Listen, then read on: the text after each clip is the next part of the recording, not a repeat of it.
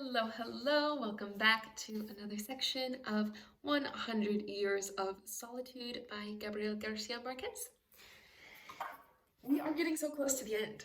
We're in the last 4 sections here, which feels incredible, feels insane, but we're gonna finish it in the next 2 weeks here.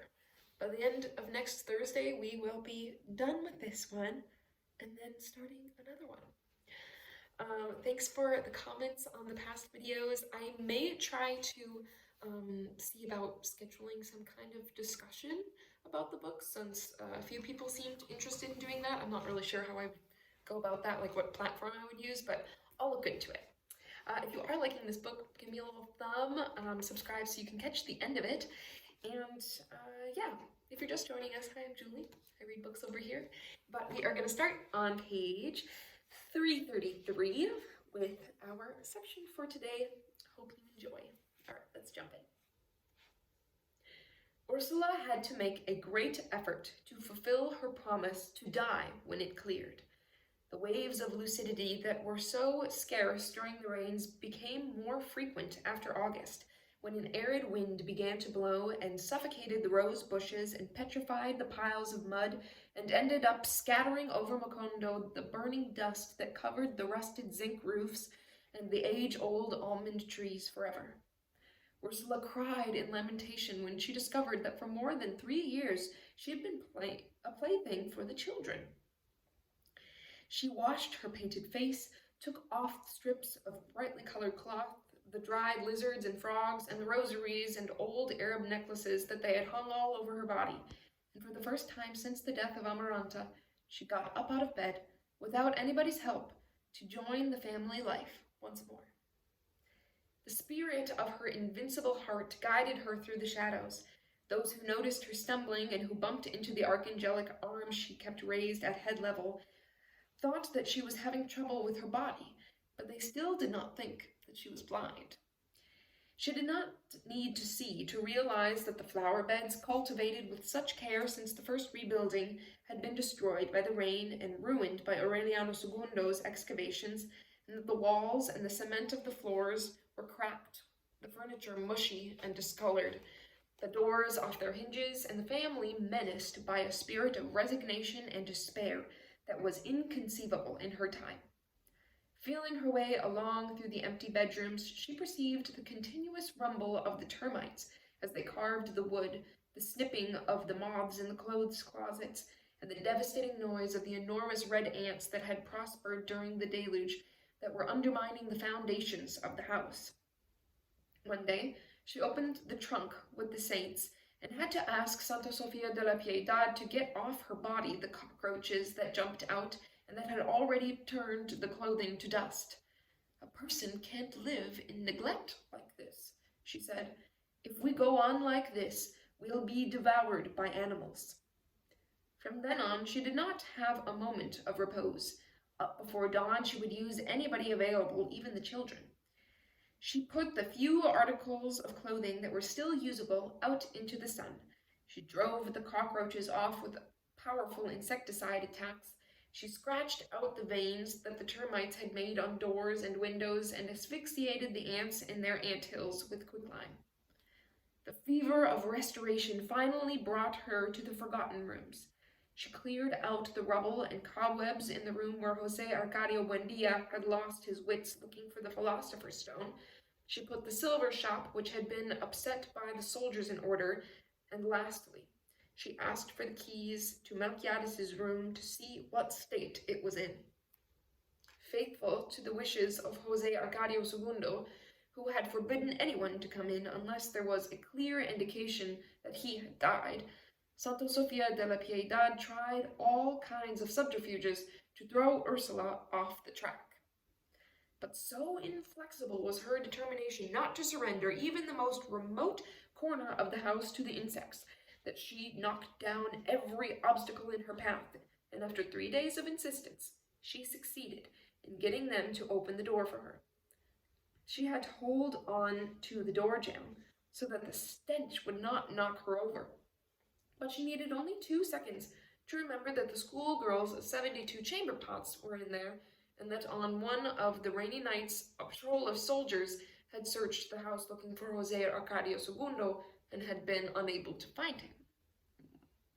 "Lord save us!" she exclaimed, as if she could see everything. "So much trouble teaching you good manners, and you end up living like a pig."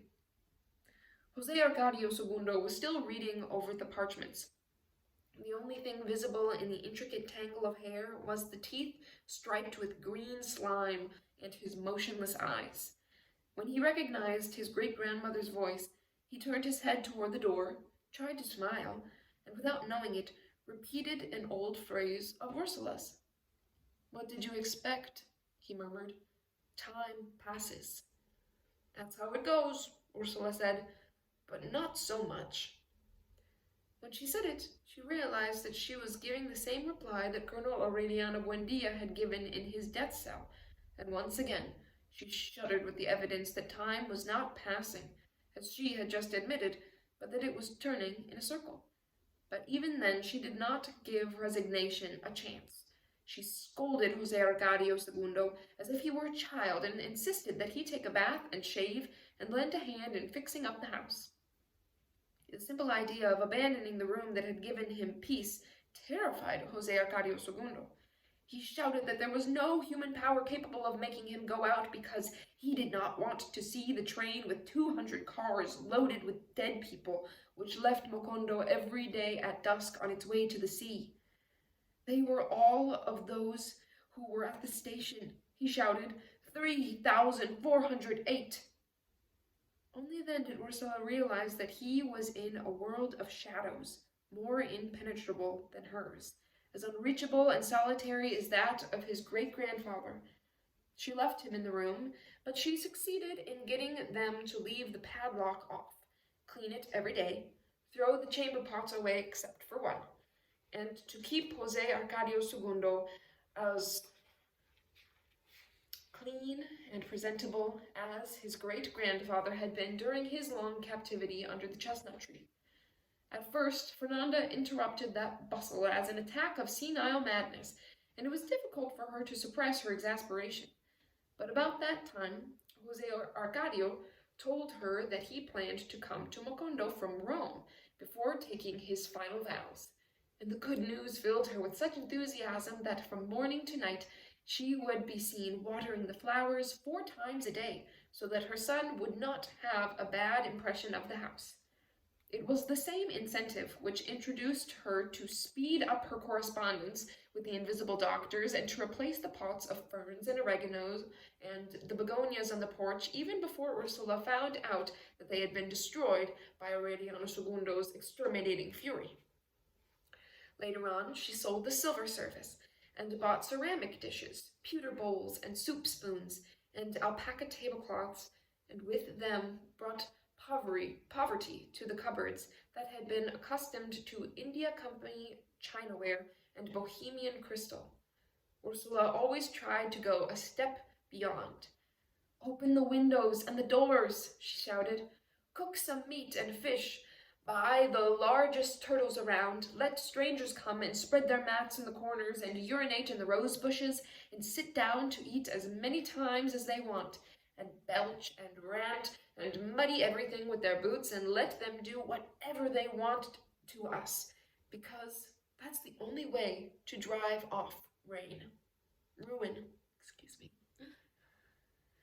But it was a vain illusion. She was too old then, and living on borrowed time to repeat the miracle of the little candy animals, and none of her descendants had inherited her strength. The house stayed closed on Fernanda's orders. Aureliano II, who had taken his trunks back to the house of Petrocotes, barely had enough means to see that the family did not starve to death. With the raffling of the mule, Petrocotes and he bought some more animals, with which they managed to set up a primitive lottery business. Aureliano II would go from house to house selling tickets that he himself painted with colored ink to make them more attractive and convincing, and perhaps he did not realize that many people bought them out of gratitude and most of them out of pity. Nevertheless, even the most pitying purchaser was getting a chance to win a pig for 20 cents or a calf for 32, and they became so hopeful that on Tuesday nights, Petrokotis' courtyard overflowed with people waiting for the moment when a child picked at random drew the winning number from a bag. It did not take long to become a weekly fair, for at dusk food and drink stands would be set up in the courtyard, and many of those who were favored would slaughter the animals they had won right there on the condition that someone else supply the liquor and music, so that, without having wanted to, Aureliano Segundo suddenly found himself playing the accordion again and participating in modest tourneys of veracity. Those humble replicas of the revelry of former times served to show Aureliano Segundo himself how much his spirits had declined, and to what a degree his skill as a masterful carouser had dried up. He was a changed man. The 240 pounds that he had attained during the days when he had been challenged by the elephant had been reduced to 156. The glowing and bloated tortoise face had turned into that of an iguana, and he was always on the verge of boredom and fatigue. For Petrokotis, however, he had never been a better man than at that time, perhaps because the pity that he inspired was mixed with love, and because of the feeling of solidarity that misery aroused in both of them. The broken-down bed ceased to be the scene of wild activities, and was changed into an intimate refuge. Freed of the repetitious mirrors which had been auctioned off to buy animals for the lottery, and from the lewd damasks and velvets which the mule had eaten, they would stay up very late with the innocence of two sleepless grandparents, taking advantage of the time to draw up accounts and put away pennies which they formerly wasted just for the sake of it. Sometimes the cock's crow would find them piling and unpiling coins, taking a bit away from here to put there, so that this bunch would be enough to keep Fernanda happy, and that would be for Amaranta Ursula's shoes, and that other one for Santa Sofia de la Piedad, who had not had a new dress since the time of all the noise, and this to order the coffin if Ursula died, and this for the coffee, which was going up a cent a pound in price every 3 months, and this for the sugar, which sweetened less every day, and this for the lumber, which was still wet from the rains, and this other one for the paper, and the colored ink to make tickets with, and what was left over to pay off the winner of the April calf, whose hide they had miraculously saved when it came down with a symptomatic carbuncle, just when all of the numbers in the raffle had already been sold.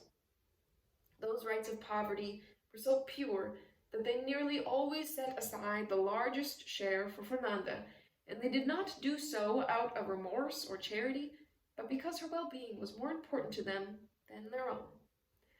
What was really happening to them, although neither of them realized it, was that they both thought of Fernanda as the daughter that they would have liked to have and never did, to the point where on a certain occasion they resigned themselves to eating crumbs for 3 days so that she could buy a Dutch tablecloth. Nevertheless, no matter how much they killed themselves with work, no matter how much money they eked out, no matter how many schemes they thought of, their guardian angels were asleep with fatigue while they put in coins and took them out, trying to get just enough to live with. During the waking hours, when the accounts were bad, they wondered what had happened in the world for the animals not to breed with the same drive as before, why money slipped through their fingers, and why people who a short time before had burned rolls of bills in the carousing considered it highway robbery to charge 12 cents for a raffle of 6 hens. Aureliano Segundo thought without saying so that the evil was not in the world, but in some hidden place in the mysterious heart of Petrokotis, where something had happened during the deluge that had turned the animals sterile and made money scarce. Excuse me. Intrigued by that enigma, he dug so deeply into her sentiments that in search of interest, he found love. Because by trying to make her love him, he ended up falling in love with her. Petrocotes, for her part, loved him more and more as she felt his love increasing, and that was how, in the ripeness of autumn, she began to believe once more in the youthful superstition that poverty was a servitude of love. Both looked back then on the wild revelry, the gaudy wealth, and the unbridled fornication as an annoyance, and they lamented that it had cost them so much of their lives to find the paradise of shared solitude. Madly in love after so many years of sterile complicity, they enjoyed the miracle of loving each other as much at the table as in bed, and they grew to be so happy that even when they were two worn-out people, they kept on blooming like little children and playing together like dogs. The Raffles never got very far. At first, Aureliano II would spend 3 days of the week shut up in what had been his rancher's office, drawing ticket after ticket, painting with a fair skill a red cow, a green pig, or a group of blue hens, according to the animal being raffled, and he would sketch out a good imitation of printed numbers and the name that Petrocotes thought good to call the business. Divine Providence Raffles. But with the time, he felt so tired after drawing up to 2,000 tickets a week that he had the animals, the name, and the numbers put on rubber stamps, and then the work was reduced to moistening them on pads of different colors. In his last years, it occurred to him to substitute riddles for the numbers so that the prize could be shared by all of those who guessed it. But the system turned out to be so complicated and was open to so much suspicion that he gave it up after the second attempt. Aureliano II was so busy trying to maintain the prestige of his raffles that he barely had time to see the children. Fernanda put Amaranta Ursula in a small private school where they admitted only 6 girls, but she refused to allow Aureliano to go to public school. She considered that she had already relented too much in letting him leave the room. Besides, the schools in those days accepted only the legitimate offspring of Catholic marriages, and on the birth certificate that had been pinned to Aureliano's clothing when they brought him to the house, he was registered as a foundling. So he remained shut in at the mercy of Santa Sofia de la Piedad's loving eyes and Ursula's mental quirks, learning in the narrow world of the house whatever his grandmothers explained to him. He was delicate, thin, with a curiosity that unnerved the adults, but unlike the inquisitive and sometimes clairvoyant look that the colonel had at his age, his look was blinking and somewhat distracted. While Amaranta Ursula was in kindergarten, he would hunt earthworms and torture insects in the garden. But once, when Fernanda caught him putting scorpions in a box to put in Ursula's bed, she locked him up in Mimi's old room, where he spent his solitary hours looking through the pictures in the encyclopedia. Ursula found him there one afternoon when she was going about sprinkling the house with distilled water and a bunch of nettles, and in spite of the fact that she had been with him many times, she asked him who he was. "I'm Aureliano Buendia," he said. "That's right," she replied. "And now it's time for you to start learning how to be a silversmith." She had confused him with her son again, because the hot wind that came after the deluge had brought occasional waves of lucidity to Ursula's brain had passed. She never got her reason back. When she went into the bedroom, she found Petronila Iguaran there with the bothersome crinolines and the beaded jacket, that she put on for formal visits. And she found Tranquilina Maria Mignata Alcoque Buendia, her grandmother, fanning herself with a peacock feather in her invalid's rocking chair, and her great-grandfather Aureliano Arcadio Buendia with his imitation dolman of the viceregal guard, and Aureliano Iguaran, her father, who had invented a prayer to make the worms shrivel up and drop off cows, and her timid mother, and her cousin with the pig's tail, and Jose Arcadio Buendia, and her dead sons, all sitting in chairs lined up against the wall as if it were a wake and not a visit. She was tying a colorful string of chatter together, commenting on things from many separate places and many different times, so that when Amaranto Ursula returned from school and Aureliano grew tired of the encyclopedia, they would find her sitting on her bed talking to herself and lost in a labyrinth of dead people.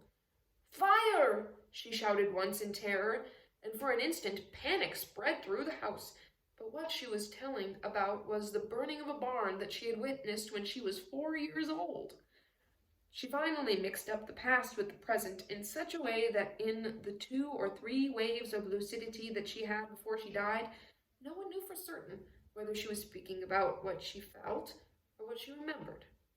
Little by little, she was shrinking, turning into a fetus, becoming mummified in life to the point that in her last months she was a cherry raisin lost inside of her nightgown, and the arm that she always kept raised looked like the paw of a Marimonda monkey. She was motionless for several days, and Santa Sofia de la Piedad had to shake her to convince herself that she was alive, and sat her on her lap to feed her a few spoonfuls of sugar water. She looked like a newborn old woman. Amaranto Ursula and Aureliano would take her in and out of the bedroom. They would lay her on the altar to see if she was any larger than the Christ child, and one afternoon they hid her in a closet in the pantry where the rats could have eaten her. One Palm Sunday they went into the bedroom while Fernando was in church and carried Ursula out by the neck and ankles. "Poor great-great-grandmother," Amaranto Ursula said. "She died of old age." Ursula was startled. "I'm alive," she said. "You can see," Amaranto Ursula said, suppressing her laughter, "that she's not even breathing." "I'm talking!" Ursula shouted. "She can't even talk," Aureliano said. "She died like a little cricket." Then Ursula gave in to the evidence. "My God," she exclaimed in a low voice, "so this is what it's like to be dead." She started an endless, stumbling, deep prayer that lasted more than 2 days, and that by Tuesday had degenerated into a hodgepodge of requests to God and bits of practical advice to stop the red ants from bringing the house down, to keep the lamp burning by Remedios' daguerreotype, and never to let any Buendia marry a person of the same blood, because their children would be born with the tail of a pig. Aureliano Segundo tried to take advantage of her delirium to get her to tell him where the gold was buried, but his entreaties were useless once more. "When the owner appears," Ursula said, "God will illuminate him so that he will find it." Santa Sofia de la Piedad had the certainty that they would find her dead from one moment to the next, because she noticed during those days a certain confusion in nature. The roses smelled like goose foot. A pod of chickpeas fell down, and the beans lay on the ground in a perfect geometrical pattern in the shape of a starfish. And one night she saw a row of luminous orange discs pass across the sky. They found her dead on the morning of Good Friday. The last time that they had helped her calculate her age during the time of the Banana Company, she had estimated it as between 115 and 122. They buried her in a coffin that was not much larger than the basket in which Aureliano had arrived, and very few people were at the funeral, partly because there were not many left who remembered her, and partly because it was so hot that noon that the birds in their confusion were running into walls like clay pigeons and breaking through screens to die in the bedrooms. At first, they thought it was a plague. Housewives were exhausted from sweeping away so many dead birds, especially at siesta time, and the men dumped them into the river by the cartload. On Easter Sunday, the 100-year-old Father Antonio Isabel stated from the pulpit that the death of the birds was due to the evil influence of the wandering Jew, who he himself had seen the night before. He described him as a cross between a billy goat and a female heretic. Oh, I don't like this description. An infernal beast whose breath scorched the air and whose look brought on the birth of monsters in newlywed women. There were not many who paid attention to his apocalyptic talk, for the town was convinced that the priest was rambling because of his age. But one woman woke everybody up at dawn on Wednesday, because she found the tracks of a biped with a cloven hoof. They were so clear and unmistakable that those who went to look at them had no doubt about the existence of a fearsome creature similar to the one described by the parish priest, and they got together to set traps in their courtyards. That was how they managed to capture it. 2 weeks after Ursula's death, Petrocotis and Aureliano II woke up frightened by the especially loud bellowing of a calf that was coming from nearby. When they got there, a group of men were already pulling the monster off the sharpened stakes they had set in the bottom of a pit covered with dry leaves, and it stopped lowing. It was as heavy as an ox, in spite of the fact that it was no taller than a young steer, and a green and greasy liquid flowed from its wounds. Its body was covered with rough hair, plagued with small ticks, and the skin was hardened with the scales of a remora fish. But unlike the priest's description, its human parts were more like those of a sickly angel than of a man, for its hands were tense and agile, its eyes large and gloomy, and on its shoulder blades it had the scarred over and calloused stumps of powerful wings, which must have been chopped off by a woodsman's axe. They hung it to an almond tree in the square by its ankles, so that everybody could see it, and when it began to rot, they burned it in a bonfire, for they could not determine whether its bastard nature was that of an animal to be thrown into the river or a human being to be buried. It was never established whether it had really caused the death of the birds, but the newly married women did not bear the predicted monsters, nor did the intensity of the heat decrease. Rebecca died at the end of that year. Argenida, her lifelong servant, asked the authorities to help to knock down the door to the bedroom where her mistress had been locked in for 3 days, and they found her on her solitary bed, curled up like a shrimp, with her head bald from ringworm and her finger in her mouth. Aureliano II took charge of the funeral and tried to restore the house in order to sell it, but the destruction was so far advanced in it that the walls became scaly as soon as they were painted, and there was not enough mortar to stop the weeds from cracking the floors and the ivy from rotting the beams.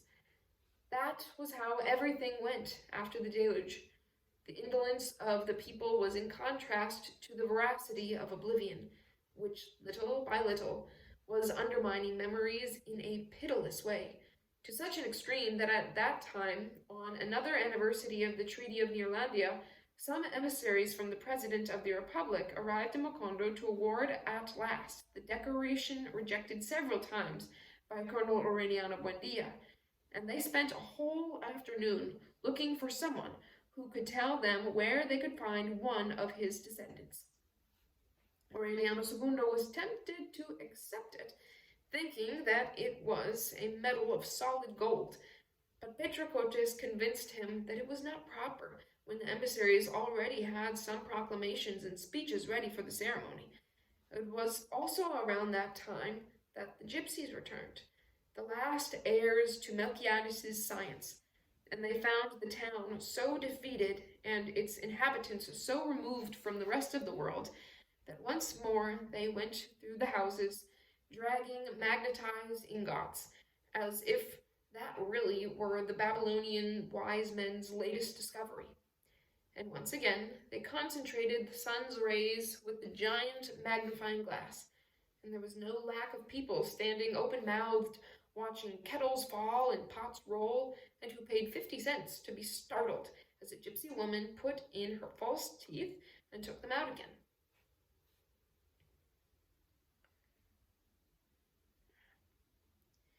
A broken down yellow train that neither brought anyone in nor took anyone out, and that scarcely paused at the deserted station, was the only thing that was left of the long train to which Mr. Brown would couple his glass-topped coach with the episcopal lounging chairs, and of the fruit trains with 120 cars which took a whole afternoon to pass by. The ecclesiastical delegates, who had come to investigate the report of the strange death of the birds and the sacrifice of the wandering Jew, found Father Antonio Isabel playing blind man's buff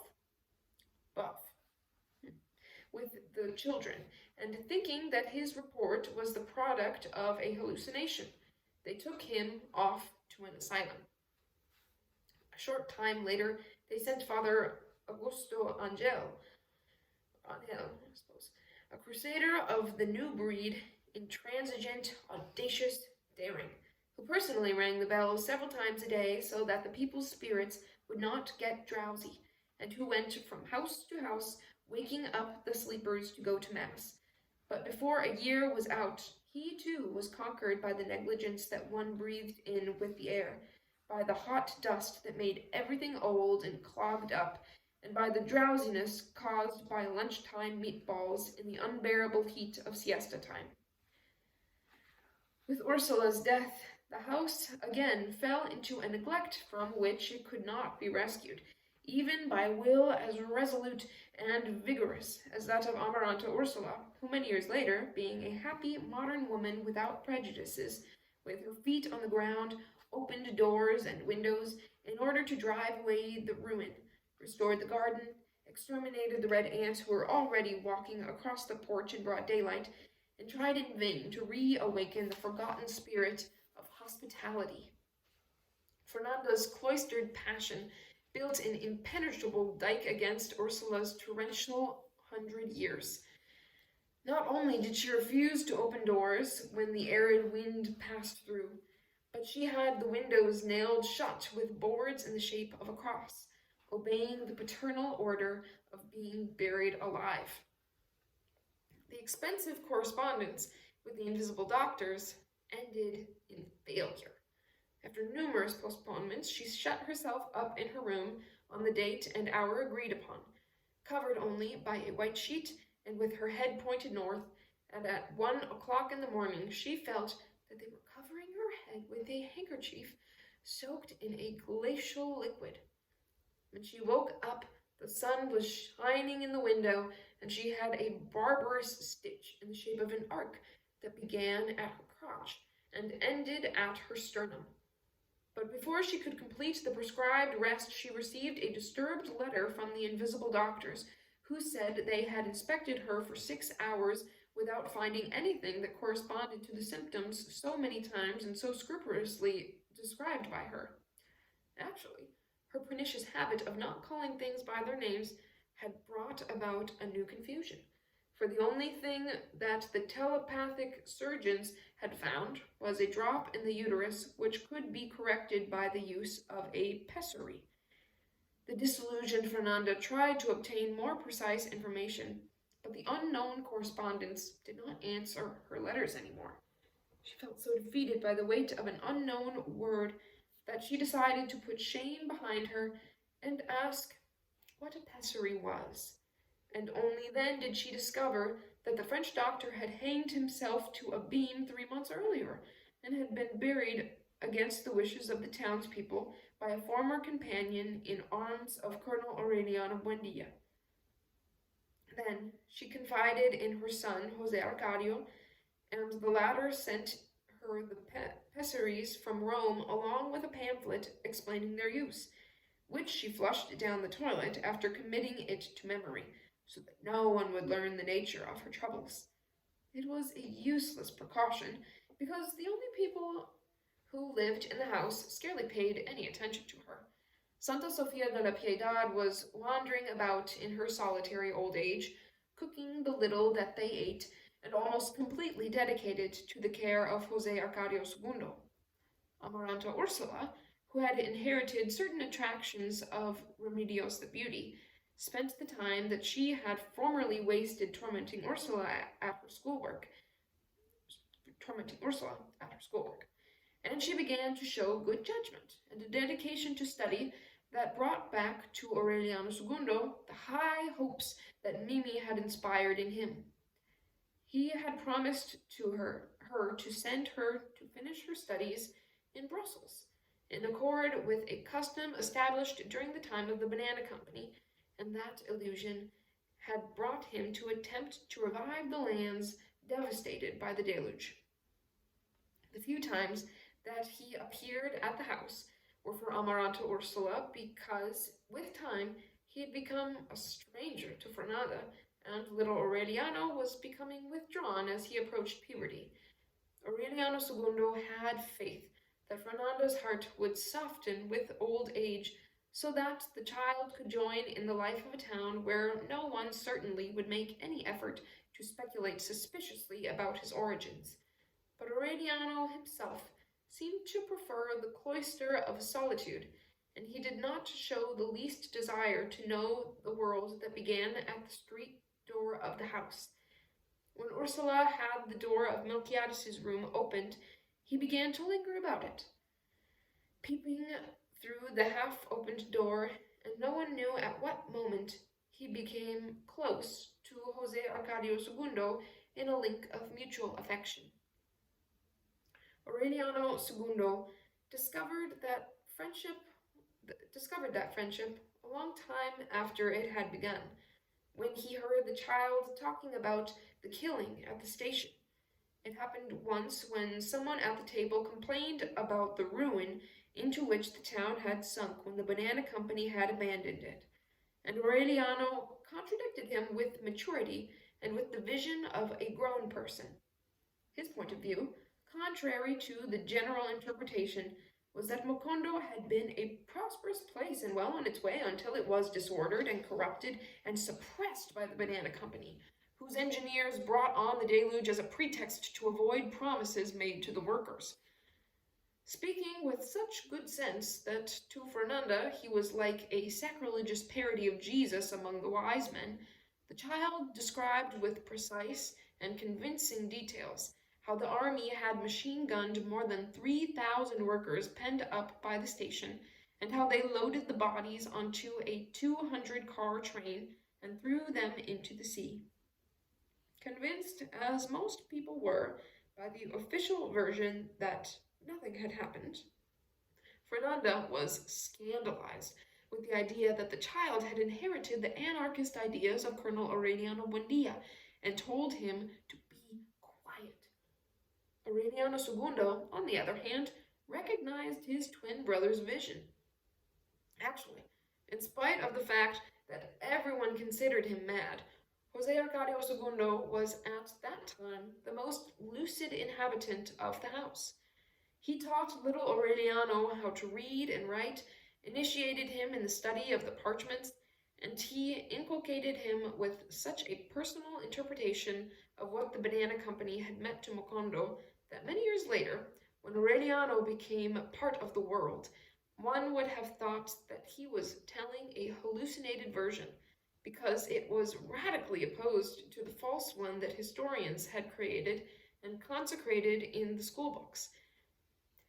In the small, isolated room where the arid air never penetrated, nor the dust nor the heat, both had the atavistic vision of an old man, his back to the window, wearing a hat with a brim like the wings of a crow, who spoke about the world many times, many years before they had been born. Both described, at the same time, how it was always March there, and always Monday. And then they understood that Jose Arcadio Buendia was not as crazy as the family said, but that he was the only one who had enough lucidity to sense the truth of the fact that time also stumbled and had accidents, and could therefore splinter and leave an eternalized fragment in a room. Jose Arcadio II had managed, furthermore, to classify the cryptic letters of the parchments. He was certain that they corresponded to an alphabet of 47 to 53 characters, which, when separated, looked like scratching and scribbling, and which, in the fine hand of Melquiades's, looked like pieces of clothing put out to dry on a line. Aureliano remembered having seen a similar table in the English Encyclopedia, so he brought it to the room to compare it with that of Jose Arcadio II. They were, indeed, the same. Around the time of the riddle lottery, Aureliano II began waking up with a knot in his throat, as if he were repressing a desire to weep. Petracotes interpreted it as one more of so many upsets brought on by the bad situation, and every morning for over a year she would touch his palate with a dash of honey and give him some radish syrup. When the knot in his throat became so oppressive that it was difficult for him to breathe, Aureliano II visited Pilar Tenera to see if she knew of some herb that would give him relief. The dauntless grandmother, who had reached 100 years of age, managing a small clandestine brothel, did not trust therapeutic superstitions. So she turned the matter over to her cards. She saw the Queen of Diamonds, with her throat wounded by the steel of her Jack of Spades, and she deduced that Fernando was trying to get her husband back home by means of the discredited method of sticking pins into his picture, but that she had brought on an internal tumor because of her clumsy knowledge of the black arts. Since Aureliano II had no other pictures except those of his wedding, and the copies were all in the family album, he kept searching all through the house when his wife was not looking, and finally, in the bottom of the dresser, he came across a half-dozen pessaries in their original boxes. Thinking that the small red rubber rings were objects of witchcraft, he put them in his pocket so that Pilar Tenera could have a look at them. She could not determine their nature, but they looked so suspicious to her that in any case she burned them in a bonfire she built in the courtyard.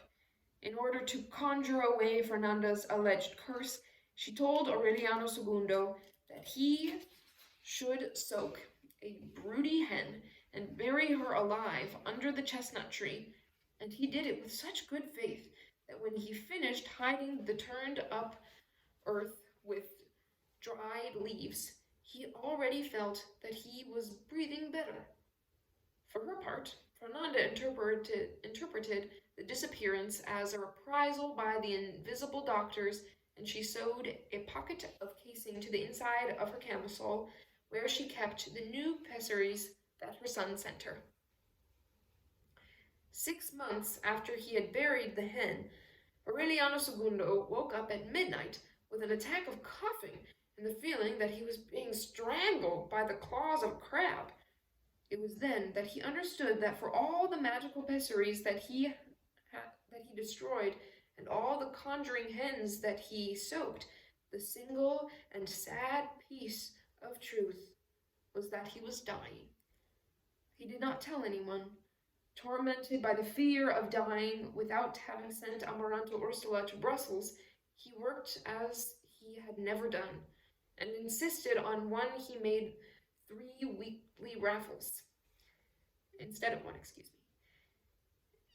even in the most outlying and miserable sections, trying to sell tickets with an anxiety that could only be conceivable in a dying man. "Here's divine providence," he hawked.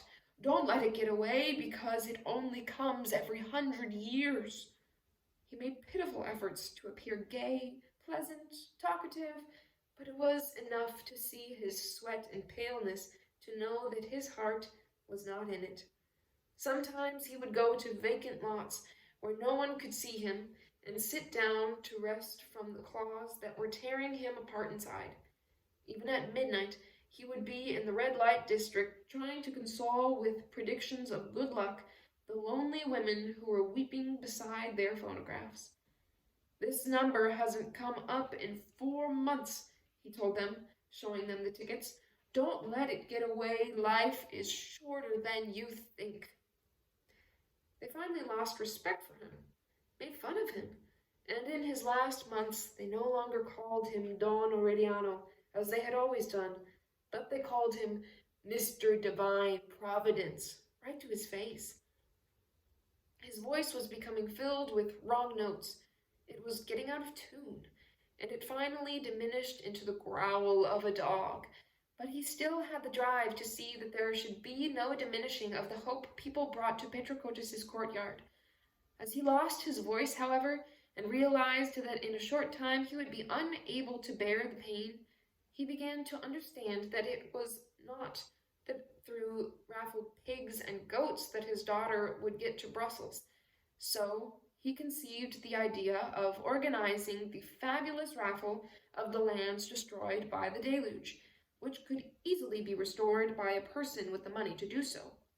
It was such a spectacular undertaking that the mayor himself lent his aid by announcing it in a proclamation, and associations were formed to buy tickets at 100 pesos apiece, and they were sold out in less than a week. The night of the raffle, the winners held a huge celebration comparable only to those of the good days of the Banana Company, and Aureliano II, for the last time, played the forgotten songs of Francisco the Man on the accordion, but he could no longer sing them. 2 months later, Amaranta Ursula went to Brussels. Aureliano II gave her not only the money from the special raffle, but also what he had managed to put aside over the previous months, and what little he had received from the sale of the pianola, the clavichord, and other junk that had fallen into disrepair. According to his calculations, that sum would be enough for her studies, so that all that was lacking was the price of her fare back home. Fernando was against the trip until the last moment, scandalized by the idea that Brussels was so close to Paris and its perdition. But she calmed down with the letter that Father Angel gave her, addressed to a boarding house run by nuns for Catholic young ladies, where Amaranta Ursula promised to stay until her studies were completed. Furthermore, the parish priest arranged for her to travel under the care of a group of Franciscan nuns who were going to Toledo, where they hoped to find dependable people to accompany her to Belgium. While the urgent correspondence that made the coordination possible went forward, Aureliano II, aided by Petrocotis, prepared Amaranta Ursula's baggage. The night on which they were packing one of Fernanda's bridal trunks, things were so well organized that the schoolgirl knew by heart which were the suits and cloth slippers she would wear crossing the Atlantic, and the blue cloth coat with copper buttons, and the cordovan shoes she would wear when she landed. She also knew how to walk so as not to fall into the water as she went up the gangplank, that at no time that she to leave the company of the nuns or leave her cabin except to eat, and that for no reason was she to answer the questions asked by people of any sex while they were at sea. She carried a small bottle with drops for seasickness, and a notebook written by Father Angel in his own hand containing 6 prayers to be used against storms. Fernanda made her a canvas belt to keep her money in, and she would not have to take it off even to sleep. She tried to give her the chamber pot, washed out with lye and disinfected with alcohol, but Amaranta Ursula refused it for fear that her schoolmates would make fun of her. A few months later, at the hour of his death, Aureliano II would remember her as he had seen her for the last time as she tried unsuccessfully to lower the window of the second-class coach to hear Fernanda's last piece of advice. She was wearing a pink silk dress with a corsage of artificial pansies pinned to her left shoulder, her cordovan shoes with buckles and low heels, and sateen stockings held up at the thighs with elastic garters. Her body was slim, her hair loose and long, and she had the lively eyes that Ursula had had at her age, and the way in which she said goodbye, without crying, but without smiling either, revealed the same strength of character. Walking beside the coach as it picked up speed and holding Fernando by the arm so that he would not stumble, Aureliano scarcely had time to wave at his daughter as she threw him a kiss with the tips of her fingers. The couple stood motionless under the scorching sun, looking at the train as it merged with the black strip of the horizon, linking arms for the first time since the day of their wedding. On the 9th of August, before they received the first letter from Brussels, José Arcadio II was speaking to Aureliano in Melquiades's room, and, without realizing it, he said, "Always remember that they were more than 3,000, and that they were thrown into the sea." Then he fell back on the parchments and died with his eyes open. At that same instant, in Fernando's bed, his twin brother came to the end of the prolonged and terrible martyrdom of the steel crabs that were eating his throat away. 1 week previously, he had returned home without any voice, unable to breathe, and almost skin and bones, with his wandering trunks and his wastrel's accordion to fulfill the promise of dying beside his wife. Petrocotis helped him pack his clothes and bade him farewell without shedding a tear, but she forgot to give him the patent leather shoes that he wanted to wear in his coffin. So when she heard that he had died, she dressed in black, wrapped the shoes up in a newspaper, and asked Fernando for permission to see the body. Fernando would not let her through the door. "Put yourself in my place," Petrocotis begged. "Imagine how much I must have loved him to put up with this humiliation." "There is no humiliation that a concubine does not deserve," Fernando replied. "So wait until another one of your men dies, and put the shoes on him." In fulfillment of her promise, Santa Sofia de la Piedad cut the throat of José Arcadio II's corpse with a kitchen knife to be sure that they would not bury him alive. The bodies were placed in identical coffins, and then it could be seen that once more, in death, they had become as identical as they had been until adolescence. Aureliano II's old carousing comrades laid on his casket a wreath that had a purple ribbon with the words, "Cease, cows. Life is short." Fernando was so indignant, with such irreverence, that she had the wreath thrown onto the trash heap. In the tumult of the last moment, the sad drunkards who carried them out of the house got the coffins mixed up and buried them in the wrong graves. And that is the end of this section. So many people are dying off. I mean, they're really old. Like, too old, you know. Kind of exaggerated, all the magical realism of it all. I just want to peek at the chart. I'm just going to, like, zoom it real close so you can pause. Because, gosh, all their names are so similar. Who are we talking about half the time? Too many Aurelianos. That's what this book should be called. But anyway, such a good section. We just got 3 more to go. And yeah, hope you enjoyed. I will see you on Thursday. Bye.